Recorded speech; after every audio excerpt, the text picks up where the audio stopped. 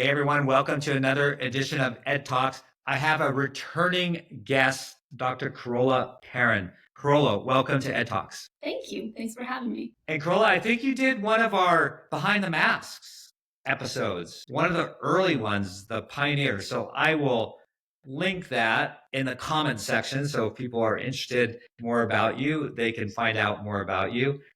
And you're a highly interesting person. I won't give it away. So they'll have to hit the link and learn more about you. But for those who are meeting you for the first time, just give us, the 60-second rundown on who you are. My name is Carola. I'm a physician by trade. I started working with Remedy like 5 years ago, and I've done every single position. I have worked in every single service line, and right now I'm the VP of Operations and Finances. But I do have my medical background that brought me to this point, and I have done a lot of the work from the medical part as well, and even delivery. And so I understand what we do. I like every single position. I understand all the services we offer. I'm just happy to be here and share a little bit of what we do. Yeah, and for those who don't know, also give us, a 30-second on Remedy. I do want to speak specifically about physician personalization. To me, that's the secret for success. But before we get there, tell us, for those who don't know, give us a little bit about Remedy. Yeah, so Remedy is a physician-owned and run company. We are pretty much 90% of the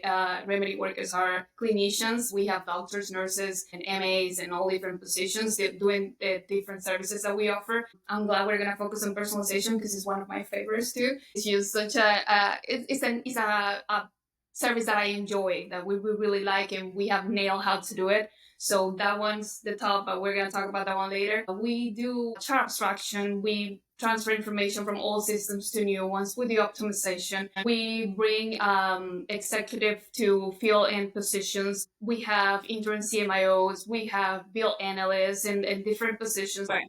Yeah, my connection with Remedy is not a client, so this is not an infomercial, but I've known Sunny and sort of the founder partners, Sunny and Rajiv, and you now for several years, but definitely go way back because when I led Epic, my teams led Epic implementation in a very difficult situation once where the physicians were part of a union, the nurses were part of the union, the IT staff, my team was unionized. And it was very difficult. And the reason we were successful and highly successful all came down to personalization. And I remember just walking into the room, we had all these physicians who were helping, and it just made a huge difference. And so when I hear from my friends or I see in the industry, and I still read that the systems are still struggling with this. And it's not just, implementation of EHR, because we know that's pretty much done, but sometimes it's the refueling, new processes, or sometimes it's a replacement, but it's other systems as well. And I'm still hearing today, and it sort of surprises me, but again, it doesn't, where systems are implementing new features and they're running into all this resistance. And then when I sort of dig, like, so I'm trying to help my friends, it's like, where are the physicians? Or in some cases, nursing, where are they? And that's really why you're struggling. And if you had more physician personalization, nursing, you wouldn't have the same resistance and struggle. So I think this is such an important topic. I just wanted to talk about it for a couple of minutes. If you'd say, like, what's the magic sauce, magic ingredients, Carola, to like successful, whether it's implementation, like I said, or adjustments or new modules or whatever, what's sort of the magic sauce that you all as Remedy bring to the table? Yeah, so we've been doing personalization for a long time, and I think that that's key because we understand what's needed. We have done so many projects that have given us the enough experience to do this right. And then we have clinicians doing it, and I think that's the main one. Because then you have doctors who speak the clinical and the IT language, so they can understand it. So the end users that are being personalized don't have to explain to doctors what they are trying to say, what they are trying to achieve. Sometimes our physician informatics can even anticipate what these doctors are trying to do. Sometimes everything is so new that they don't even know what to ask. So our doctors know where they are trying to go and what they are trying to achieve. So this is a peer-to-peer training, because sometimes it's not, I'm saying doctors, but it can be nurses as well. So they have been on that side. They have been providing patient care, so they know exactly what's needed. They can explain, they can understand that, and they can explain the IT part. and they can guide them to better use the system. These systems are so expensive, and there is a reason for that. And it's because they have a lot of capabilities and functionalities that we are underutilizing. So by doing this, you are making sure that your end users are going to adopt the system and they are going to be satisfied. And I think that's the key: adoption and satisfaction. Once you get this, they are backing up the fact that you did this investment, that you made this decision, because it's huge. It's a huge change. And if you have the end users support, if they understand why you did it, then you just won the whole thing. And the last part, so I think that's the main one, but then we also have a systematic approach. So we have a real-time dashboard that will be showing the executive, or the people managing these projects, what's happening, what are the pain points, what are your doctors thinking of this personalization. Because after the sessions are done, our doctors go and complete a full assessment of what happened, like what they were teaching, what was the areas that the doctors were struggling with. And also, the end users from the client side will complete a survey that will tell the clients what happened, what they thought about the personalization, and if they feel more ready to use the system now. So you can have all that full picture of what happened after personalization session or after personalization project, and that will tell you the whole story. Yeah. Yeah, I think sometimes we have this sense of regret because we spend all this money. We have this new system or new feature functionality. Things don't go well, and then we make the call, like, help us out. We need, what we're calling physician personalization. But it's even better when it comes in the front end, when you're, Yeah.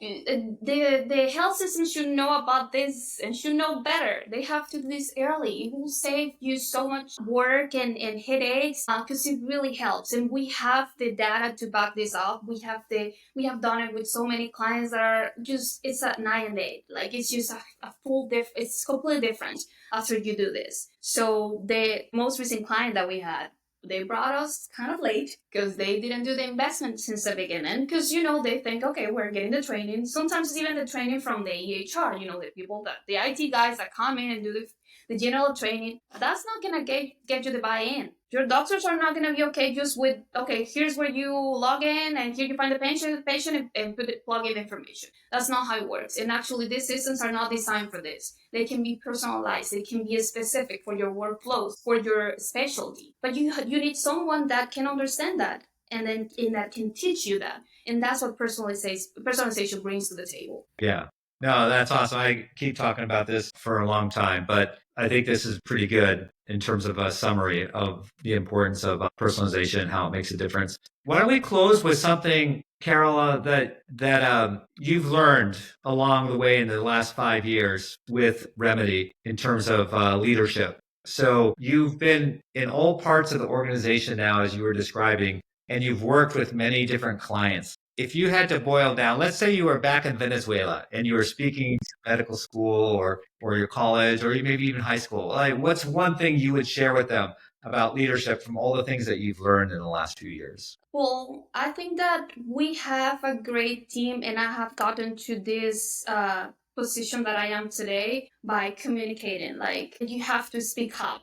And I work with a lot of men, and sometimes you can feel like, I'm not gonna say it. No, you have to say it. You have to share your thoughts, and maybe what you think that is nothing could be a great idea that's gonna make a change, that's gonna help someone. So I feel like communication and just speaking up and just sharing your thoughts, and that can be helpful. That can be something that takes you to different places, because you just have to do it. Yeah, no, that's very good insight. So thank you so much. And it's, again, a privilege to speak with you. You're a great person, a great leader, doing great things in the community, helping people really maximize their tech investments. So thank you for being on our show. Of course, thanks for having me. And also, that's another thing. You have to, our medical knowledge can be used in so many different ways too. So if I'm talking to doctors, and sometimes we have to move to a different country because life takes you to different places, medical knowledge help in so many different ways, and we can help and make an impact in other areas, even if we are not seeing patients. Super well said.